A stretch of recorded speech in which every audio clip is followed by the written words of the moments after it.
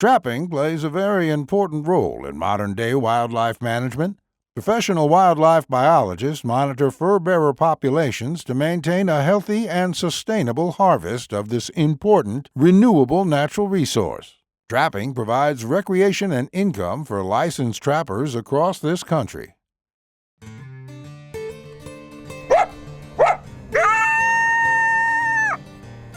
Hoosier Trapper Outdoors is brought to you by Hoosier Trapper Supply. J3 Outdoors, manufacturer of the Hags Bracket and Body Trap Spring Clip. Leatherwood Creek Trapping Scents. Weeby Knives and Fur Handling Tools. HTS Productions. Hoosier Trapper Deer Scents. And Leatherwood Wildlife Art. All right, thanks for joining us for episode 6 of Hoosier Trapper Outdoors. On this episode, we'll be back out in New Mexico. Just a reminder, upcoming this season, something new we're trying is our semi-live trapping footage. So footage from this season, next month specifically, we will actually show a lot of that just within days of it being filmed. So we're kind of looking forward to that, and I've had a couple people mention to me that they're looking forward to it as well. So I want to thank all of you for the orders that you've been placing. After all, that's kind of what keeps all this going. I want to thank everyone too, while I'm thinking about it, for coming to the Fur Takers of America Chapter 7B Rendezvous. It was a week ago Saturday. We had great weather. We had a great crowd. We had great food, great demos, just a really good fun day. So for those of you that haven't made it in ever, we'll do it again September 28th, 2019. And you can start thinking about it now. Mark your calendar. So check out our new website, HoosierTrapperSupply.com. It's a lot easier to find product, just maneuver through the site, just a lot more user-friendly site. So if you haven't looked at it, you might check it out. So anyways, thanks for joining us, and hope you enjoy the episode.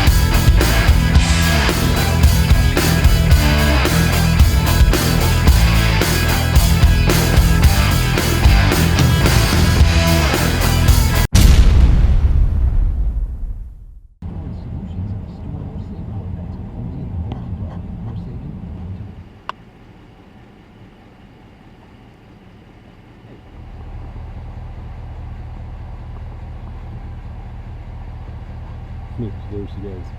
Look, that's stupid. Well, this is check day 3, and things have been really, really slow. We're probably halfway through the line, and we haven't even hardly seen any sign of any animals at all. Saw one guy hunting mule deer, and he was wondering where all the critters were too. So anyways, we found one right here. But he's been here every day to greet us, so.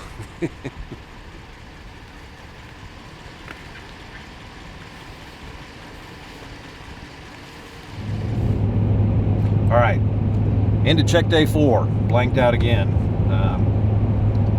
Don't completely have an answer for all this. We had 2 or 3 very tentative visits. In other words, they weren't particularly interested in the set, just came up, gave it a sniff, and took off, including a mountain lion. So we are fighting a major full moon, incredibly bright. I think it was the wolf moon or whatever, a couple days or a day ago.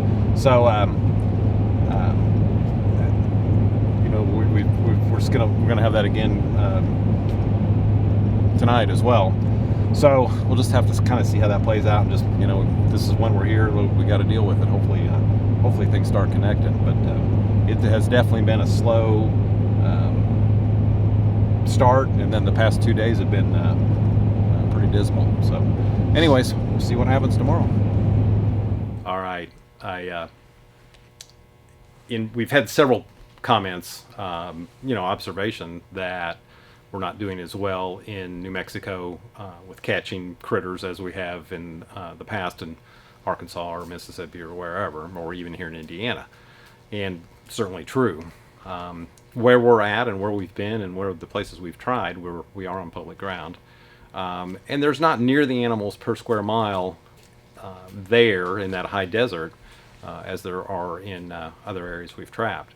So, with that being said, this past year, we were up against a full moon, which definitely affects catch, certainly weather changes, and then, learning an area, which that's what is attractive to us. What I really enjoy is that challenge of completely new geography, basically just dropped in and they're blind and go figure it out.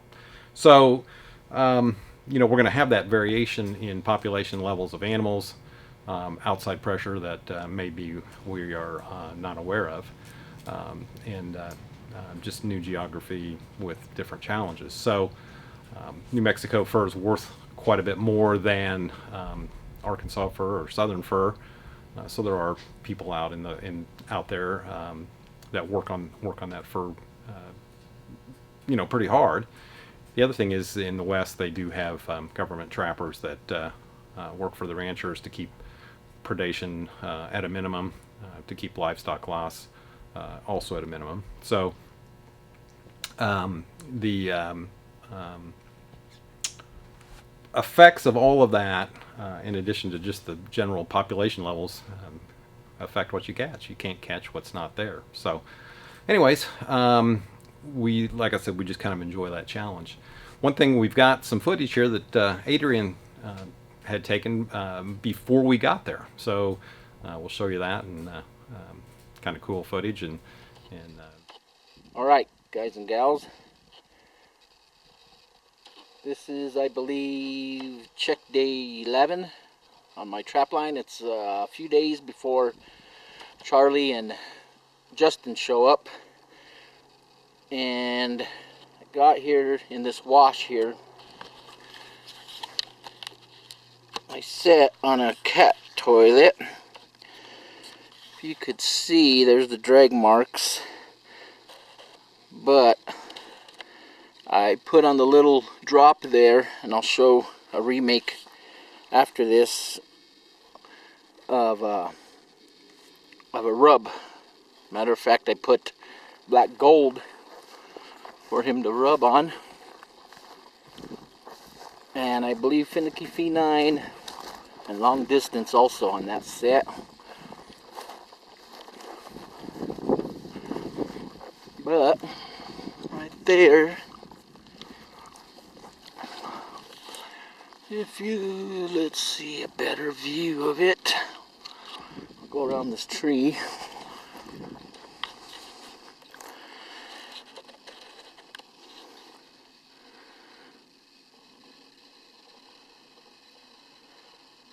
There's a nice little kitty cat.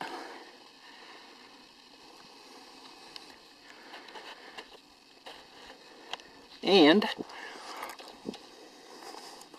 up this way a bit,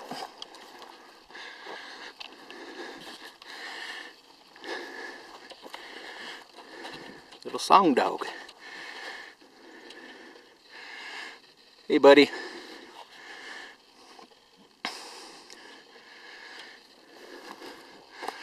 So I'm gonna take care of these guys, and then I'll show you the remake. And also I'd like to add on, this guy showed up probably 5 days ago, dug up my dirt hole on the right side. So I reset it where I was talking to Justin and Charlie last time they were up here. They like to set their trap up against the hole. Whoops, sorry. Up against the hole. I always set it to the left until this guy dug it up to the right. So I did what Charlie and Justin do, is set it right up against the hole. Sure enough, got him. Thanks, guys.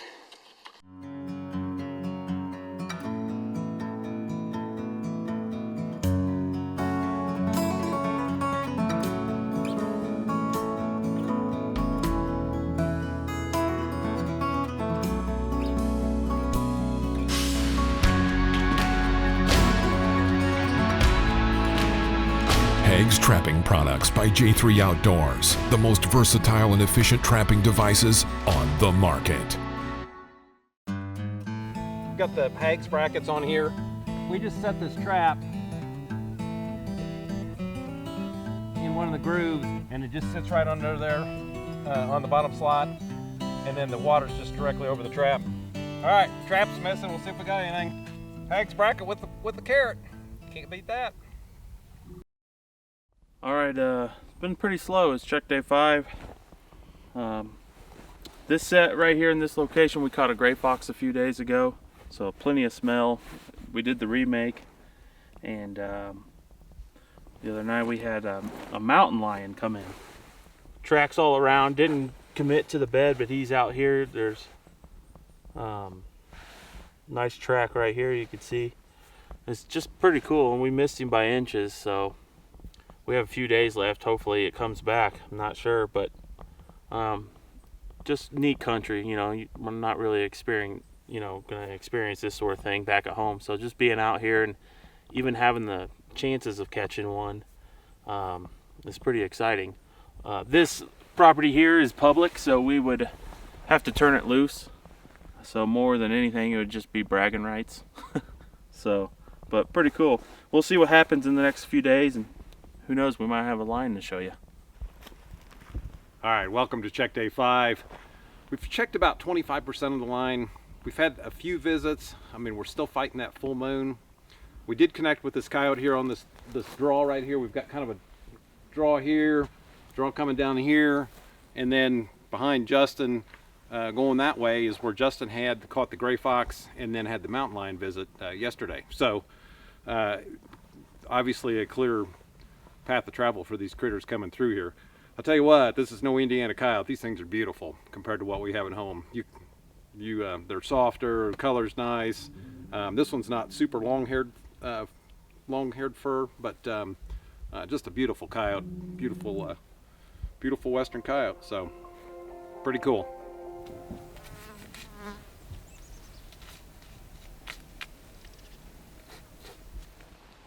All right, skinning as we go. Like I said, it's 8, 10, 12 degrees. We're driving up there this morning, so it's cold when you're driving here, but man, as soon as that sun cracks the mountains, it warms up quick. So we'll probably approach around 50 degrees a day or so. Of course, that intense sun up here. So we're skinning as we go. We'll just keep the skins in the truck, and then we'll bag them up this evening. But now obviously they're a lot easier to skin when they're warm than when they set up. So we got time. We'll do it. So save time later in the day. So see what the rest of the day plays out. Okay, what we've been doing. They haven't had rain here since September. So, and here it is, the 1st of January. So it's incredibly dry, which is one side of that is a lot easier to get through these roads instead of fighting the mud, and like last year when we got stuck several times. Now this is completely different property than when we were on last year. Where we were at last year is 3 hours away from here. So, but what we're doing is we're just concentrating on these water holes, and a lot of them are dry, these water tanks for the cattle. And like I said, a lot of them are dry already, but the ones that still have water are certainly landmarks. And then in these really dry conditions, they're really important for for the animals to come and get a drink. So we're really concentrating on these, and they're kind of doing double duty. Now we've set them in the past, like we used them in Arkansas or whatever, and there when there was so much rain and moisture anyways, as far as them becoming a place for the animals to come and get a drink, it just wasn't important at all. Some of them would stand out as a landmark.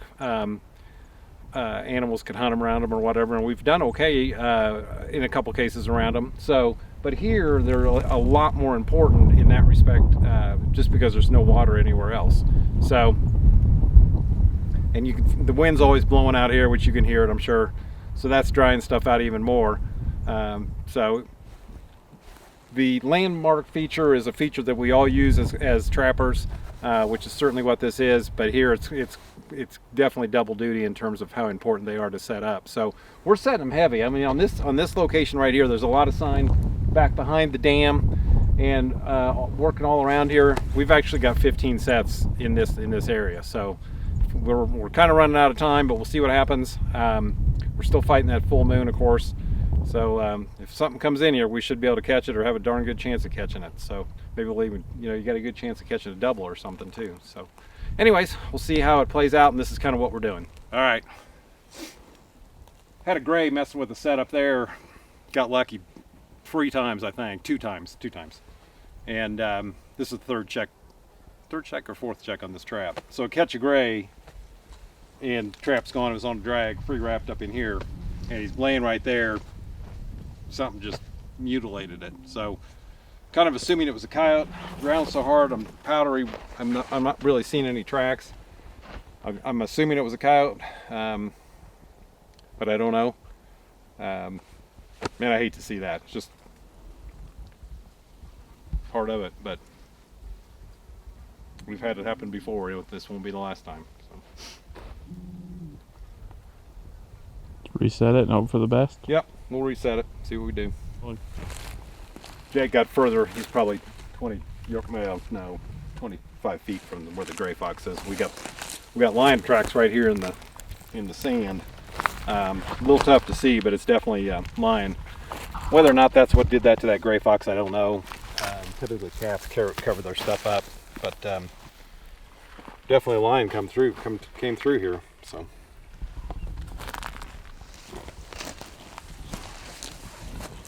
I don't know. Unless you got a camera on this stuff, you just and there's no specific telltale sign of what happened. We can only speculate, but and a lot of people I talk to, they jump into conclusions that become fact, and unless you got a camera, there's no fact or telltale sign. So at this point, we can only suspect what happened here. So anyways, we'll remake the set and go on. As always, we want to thank our sponsors, J3 Outdoors, maker of the Hags bracket and the spring clips for body traps. Really appreciate their support of the show, along with Weeby Knives. They make knives and fleshing tools, both great products. In fact, we're a big fan of their Weeby Elite fleshing knife. So check these guys out. Both got great stuff and stuff that we believe in and stuff that we use ourselves. I've been a professional trapper for over 40 years, and in that time, I've skinned literally thousands of animals. I've learned that it doesn't matter how cool a knife looks on your hip. What really matters is sharpness and reliability. And that's why I created the Weeby Wicked Sharp line of replacement blade knives. These are knives that will quickly skin your critters without skinning your wallet. Visit WeebyKnives.com to get the new Monarch folding knife with 3 replacement blades for just $19.95. Weeby Knives, Wicked Sharp. Leatherwood Trapping Sense. Success speaks for itself. All right, gonna try to get through this. It's really windy out. It's starting to feel like fall, so finally, I don't know how long this will last until we have another 90-degree spell. But anyways, we're gonna kind of start with something new this week, and on this set. So I'm gonna do kind of a walkthrough set. But there's so many variations of this stuff, and you can add, and like I always say, 12 trappers, 12 different answers, 12 different perspectives. But fundamentally, they're all kind of the same, which I say that too. But anyways, so I'm going to make a walkthrough set, which is kind of a glorified flat set. But that's what we're going to work on today.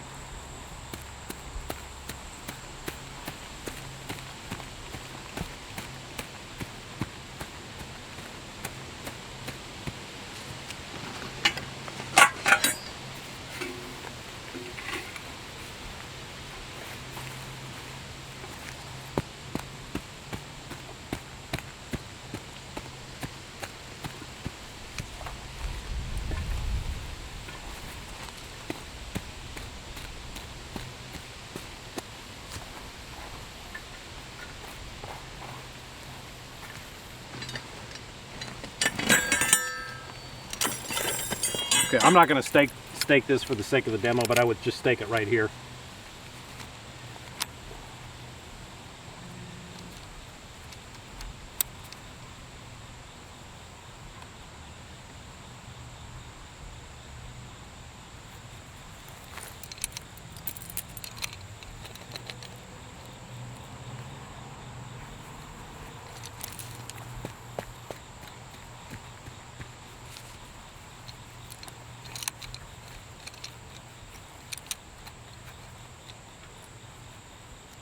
And I use these shock springs. I've got them on my setup.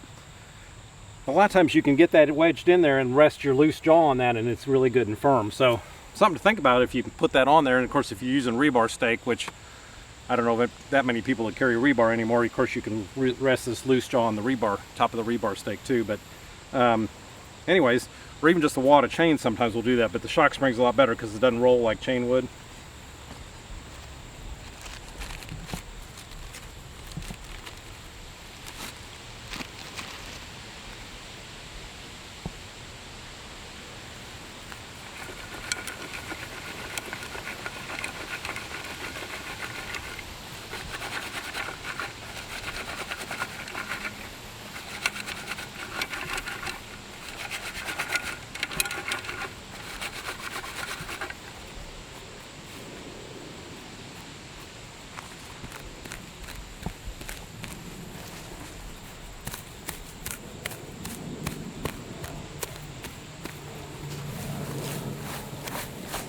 Gonna make a kind of a trail here, essentially, or whatever you want to call it. So they're gonna walk through like this.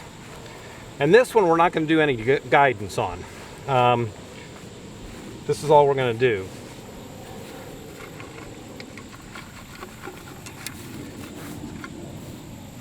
So what we're gonna do is we're gonna take a hole there, hole there,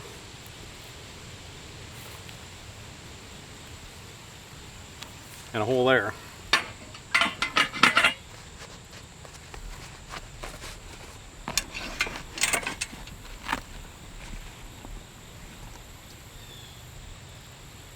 So one of these I'm just going to put a little bit of lure in.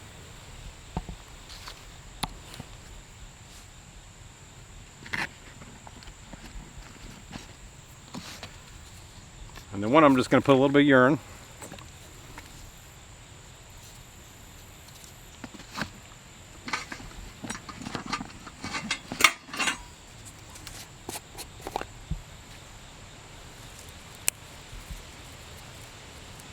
And then this other one, I'm going to just put a little bit of bait. And this is top dog bait.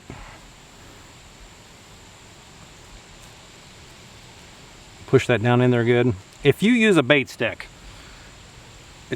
which is fine, I'd rather use that than a fork. Push it down so that it's well below the surface of the ground. If you leave a bait stick sticking up like this, what coyotes and fox will just pick it up and take off with it, and you don't want them doing that.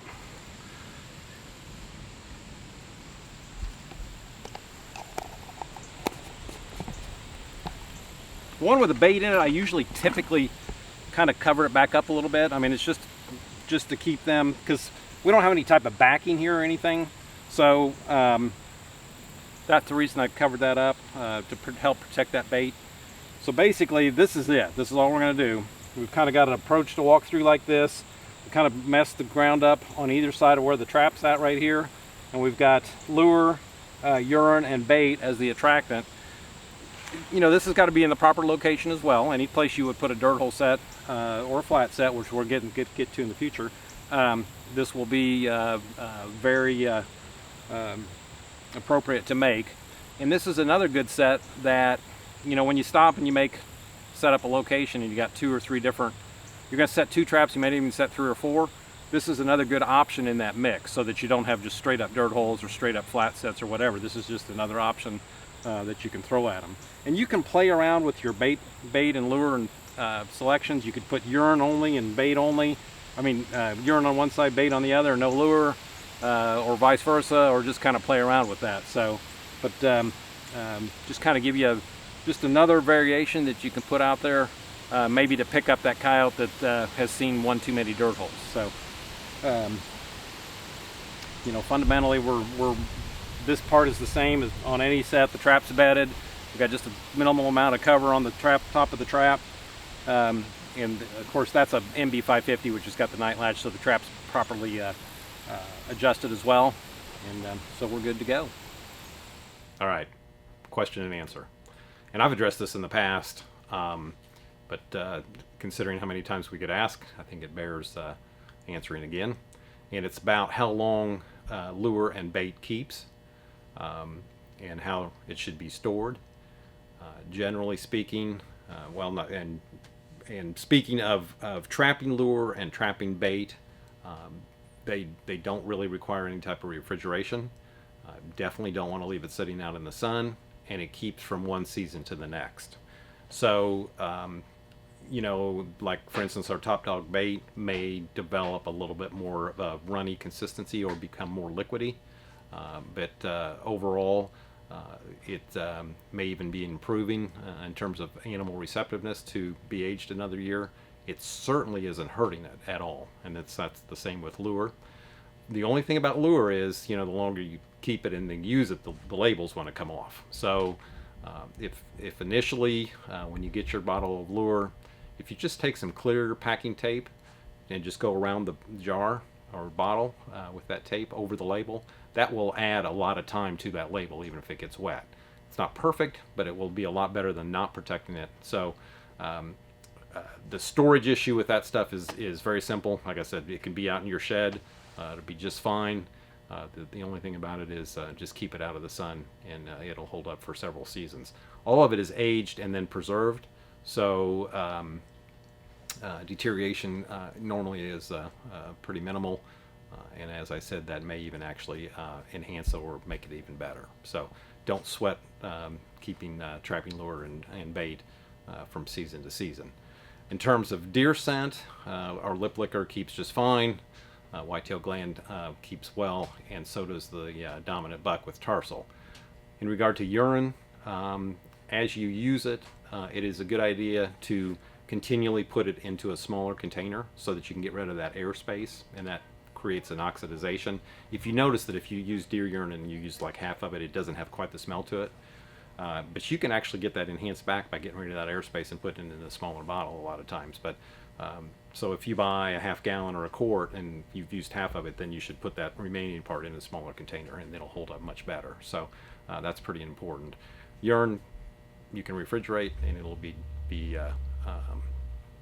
just fine refrigerated, but not completely necessary. Fox and coyote urine normally will keep pretty well from year to year. They're again put in the appropriate size container, and get rid of that airspace. As far as the deer urines, it's going to lose some of its stuff. I would recommend actually freezing it if you're going to keep it to the following season. Generally, though, with the deer scents and the deer urine, we recommend using it within the season that you get it. That's the urines only. So lip licker, it keeps. So I hope that clears up some of the question in regard to storing scent attractants. All right, hey, be sure to check out our packages. We've got the sampler packages like this with the product just to get you started. Maybe even try out our product for the first time. All of these packages will save you money over buying the stuff just straight off, one at a time. When we have much larger packages that pertain to trapping, all season packages, that kind of thing. They're not pictured here, but and then we also have our deer scent packages. So save some money, get a grouping of product that all fits together, and it's kind of a win-win.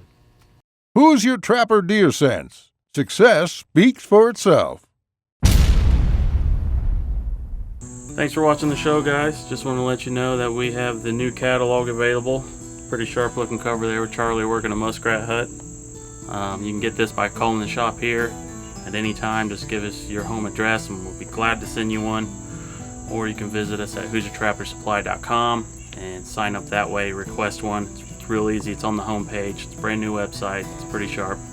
And you can also sign up for our email newsletter, which informs you on show dates when they're coming out and product highlights and shows or specials that we may have going on at the time. Occasionally a blog by Charlie. So just a little bit of insight of what's going on here at Hoosier Trapper will be in those newsletters. One thing I wanted to add too is the Fur Shed series is still out there, so don't forget about that. We send them out randomly. There's no dates available. Anytime we think there's a tip or something useful that could help someone out in the field or in their shed, we'll go ahead and throw it out there for you. And it's real clean cut, straight to the point.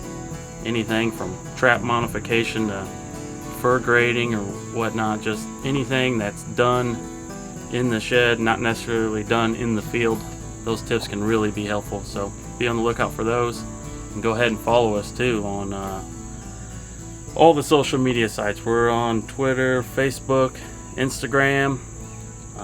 The list goes on. Just find us on there, and we'd love to hear from you. Comments, like posts, all the good stuff. So we'll see you next time. Join us on October 26th for the next episode of Who's Your Trapper Outdoors.